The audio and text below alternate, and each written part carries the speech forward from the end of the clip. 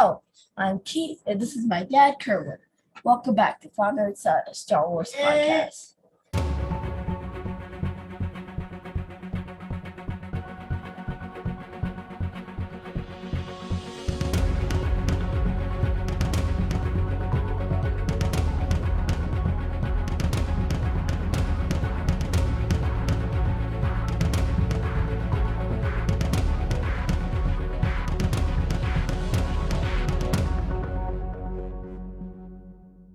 Thank you for joining us on this episode of Father and Son. This is an episode that we've been waiting for. We could finally talk about Star Wars Visions. All right. The episodes dropped on September 22nd. Let's get started. Let's just talk about each episode. Let's give a summary of the episode. We'll start with episode 1, The Duel by Kamikaze Duga. A wanderer enters a village intimidated by bandits led by a Dark Lord of the Sith. Episode 2, Tatooine Rhapsody by Studio Colorido. A rock concert gets interrupted by Boba Fett and his gang of bounty hunters. Their Hutt guitarist is wanted by Jabba the Hutt. So the bounty hunters take him back to Tatooine. But the rest of the band follows so that they can perform one last time. In episode 3, The Twins by Trigger, twin sister and brother, both of the dark side and very powerful. One sibling is obsessed with wanting more power. The other wants to take power away from the sister before she loses herself completely. Okay, next would be The Village Bride from Kinema Citrus. A village which was previously occupied by separatists has a new threat. Marauders return to take their property and the granddaughter of the village chief. But a mysterious masked woman takes a stand to defend the people. In episode 5, The Ninth Jedi, production IG, a ruler seeks to restore the Jedi Order and requests Jedi to gather at the temple to receive their long-lost weapon, the lightsaber. Episode 6, TLB-1 from Science Saru. A droid dreams of becoming a Jedi. His master tasks him with one thing, finding a kyber crystal and making his own lightsaber, the weapon of a Jedi Knight. In episode 7, The Elder by Trigger, Master and apprentice investigate the presence of a Sith located in the Outer Rim. Episode 8, Lop and Ocho, Geno Studio. A father speaks out against the Empire occupation of his home planet, Tau. One daughter makes peace with the Empire and joins them. The other learns the ways of the Jedi. And in episode 9, Akakiri by Science Saru, a Jedi suffers from nightmares of death. When he accidentally strikes down an ally, he makes a deal with the dark side leader to bring his friend back to life in exchange for joining the Sith. Those are the 9 episodes of Star Wars Visions. In short summaries. And what we'll do is we'll just talk about a few of the episodes that stood out for us. Right. All right. So let's start with episode 1, The Duel. Now, I really enjoyed this episode because it reminds me of a character that we've seen before many times.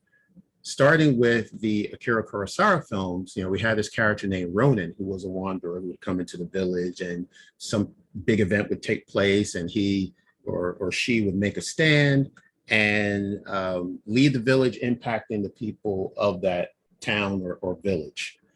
Now, that is a story and a character that you've seen throughout many movies from different directors from all over the world, starting with Sergio Leone, with the character, the man with no name, that appeared in some of the Westerns. Even in The Mandalorian, there was a story that was taken from a Kurosawa film called The Seven Samurai, right? And then like also, in that episode 4, when the Mandalorian came in, helped the villagers by fighting off the Platooinian raiders, and then he left. Exactly, yeah. And I find that this story, no matter how many times it's told, even though you may know how it would end, it is still a compelling story to watch, and I really enjoy that character in The Duel.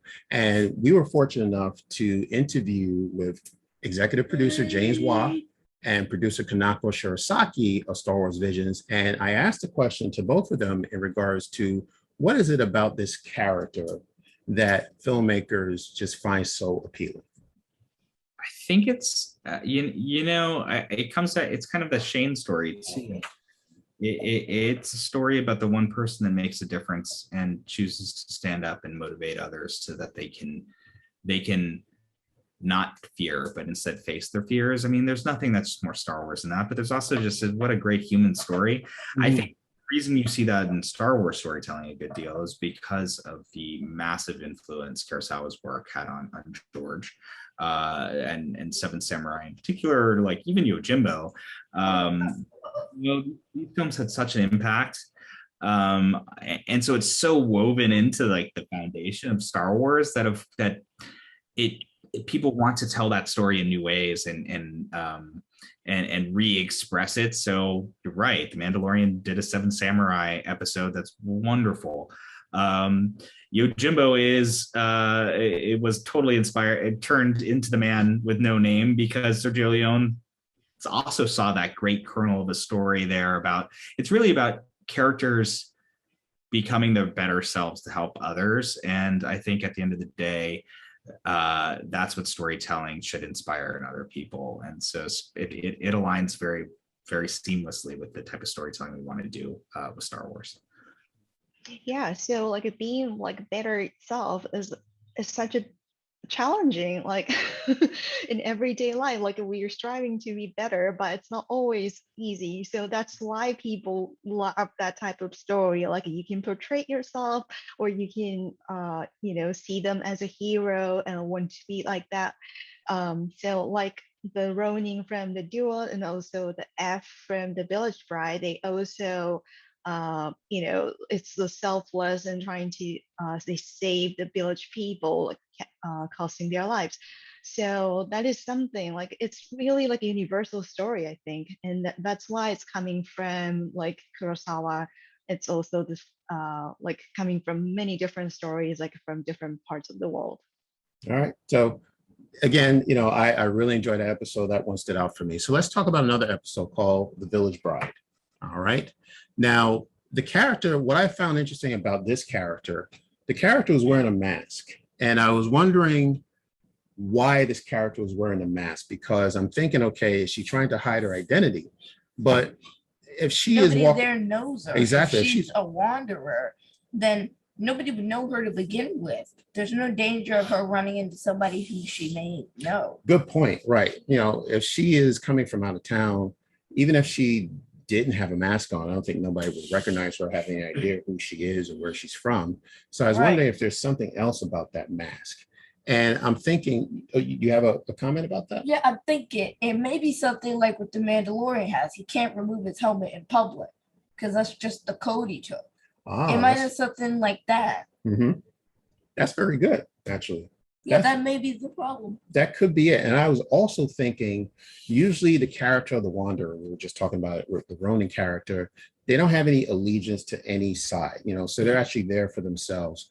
I think at some point, maybe she had a master and maybe she had a falling out with her master, and then maybe she wears the mask for shame. Like, maybe she felt disappointed in herself. That she, that she didn't live up to her master's expectations, and she needed to keep the mask on until she was ready to have the confidence to reveal herself as a true Jedi Knight. And which that does happen in this case, right? When these marauders, as we talked about, try to take over the village, and they want to take the granddaughter's, the chief's granddaughter as collateral. They're very bad people, obviously. And then that's when she decided, okay, well, remember she had a ponytail. Yeah, she just cut it off. Right. And, the story with the ponytail, actually, that's something in Star Wars as well. We know Padawans have a ponytail. And then once they have been... And for species that don't grow hair, they just get beads. Oh, how about that? Did you know that? Like I said. You're right. Absolutely. You're right. And then at a point where they have now graduated to becoming a Jedi Knight, they cut that ponytail. And that was the decision she made, that she was going to stand up to these marauders, right? That she was now finally going to reveal herself as this Jedi. She cut off her ponytail and she took off the mask, and she stood up to those villains and took them down.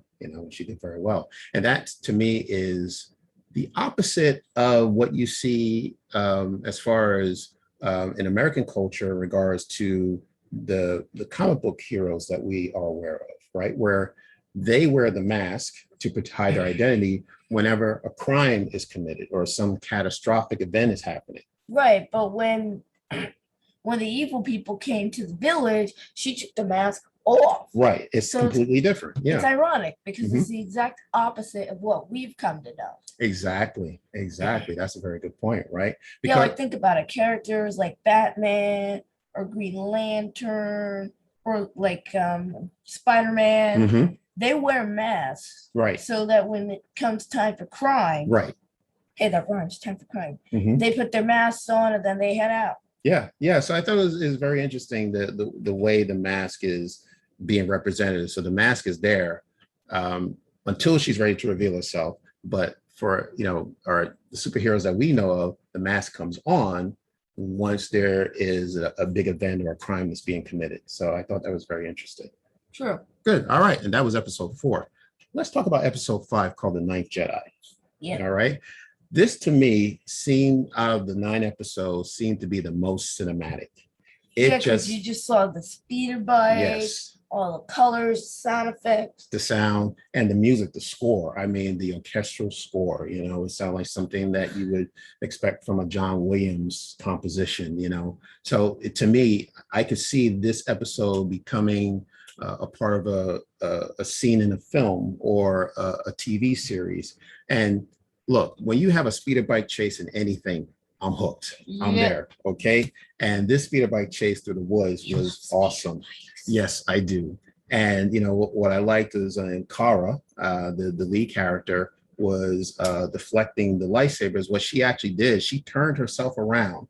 The bike is going in one direction, but she's looking in the other direction, trying to deflect these blasters bolts, and it was fantastic. So I was hooked on that, and I liked the twist to that story. About the temple. We actually expected that those leaders in the temple were all Jedi.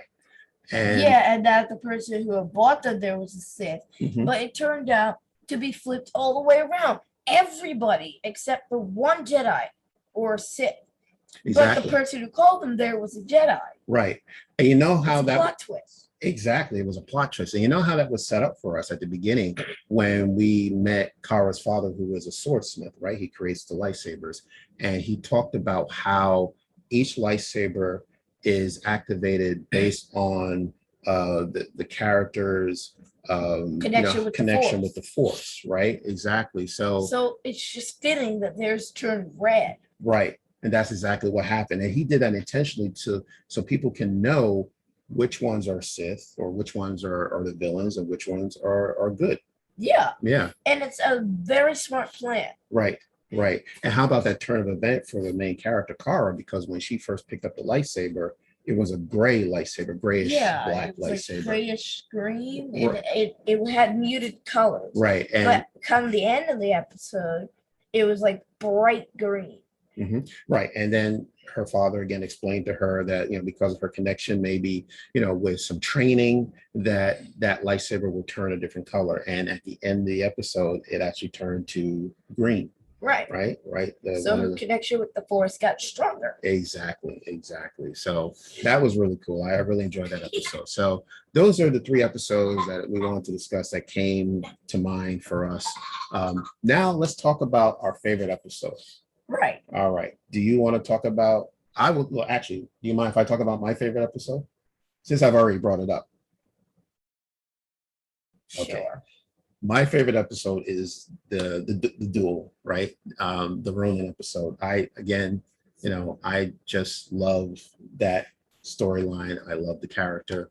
The visuals was fantastic. When the Sith revealed herself and she had that umbrella lightsaber. I can't even describe it, where she just had the one blade and she was able to have it spin, and it was wonderful. It reminded me a little bit of the lightsaber blade for other characters that we've seen in Star Wars.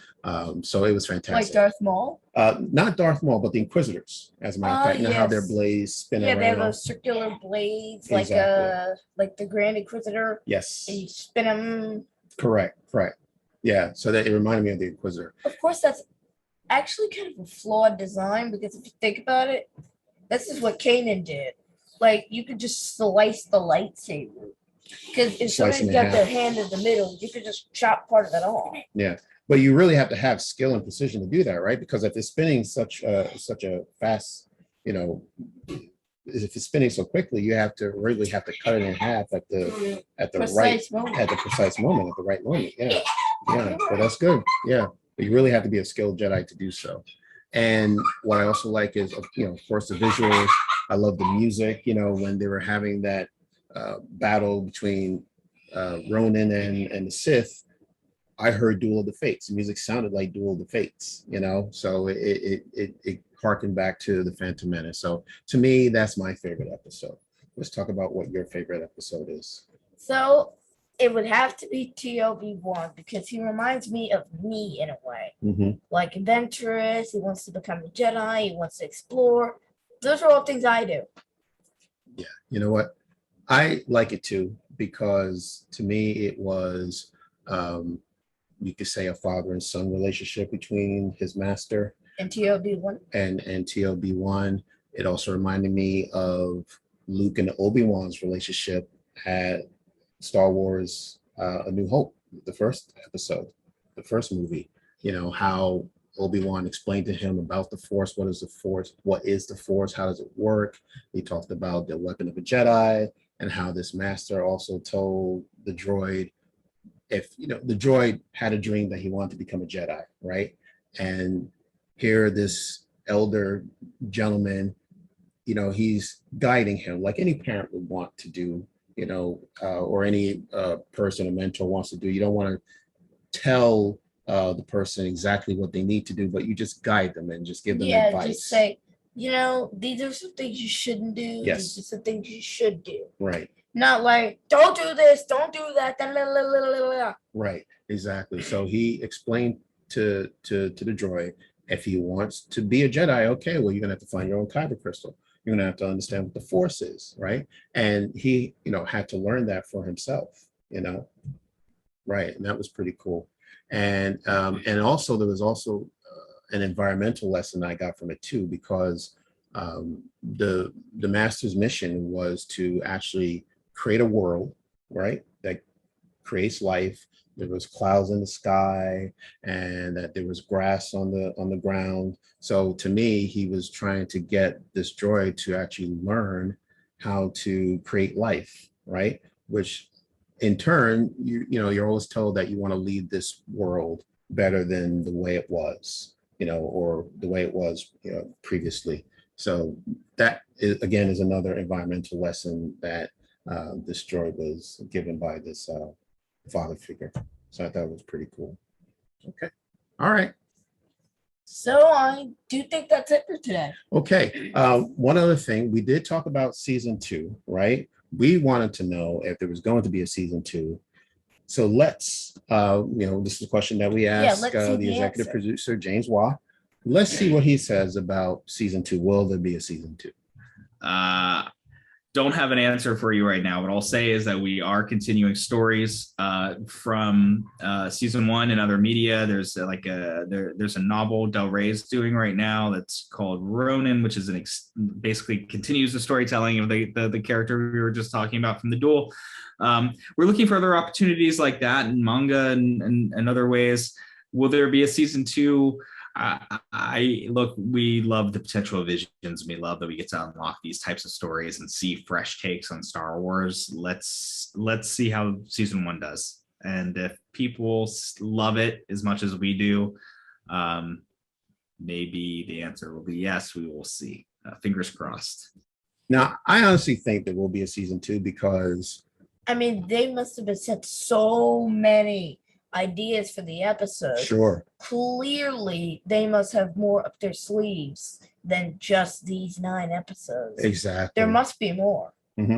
I do agree with that. So I'm, you know, although, you know, he may know if there's a season 2, but it's not the right time to announce it. But I'm looking forward to it when it comes. And I'm looking forward to these episodes because it's really introduced something about Star Wars that we haven't seen before. I am not myself into anime, and I'm seeing it now, and I'm enjoying it. And I would just love to see more of this in the Star Wars galaxy. Me too. Yeah. And I'm not much of an anime person either because I've never seen it. But this is new for me, and I like it. I agree. Yeah, it's new for both of us. So we'll look forward to it, right? Right. But that's it. That was our review of Star Wars Visions. Again, we really enjoyed these episodes, and we just talked about the ones that stood out for us. And great. This was wonderful. All right. Keith, can you tell everyone where they can find us? We're on Apple Podcasts, Spotify, Stitcher, Radio Public, Amazon Music, Audible, Google Podcasts, or wherever you get your podcasts. All right. And be sure to subscribe to us on YouTube. You can like us on Facebook and follow us on Twitter and Instagram. Exactly. We also have a website under fathersidegalaxy.com.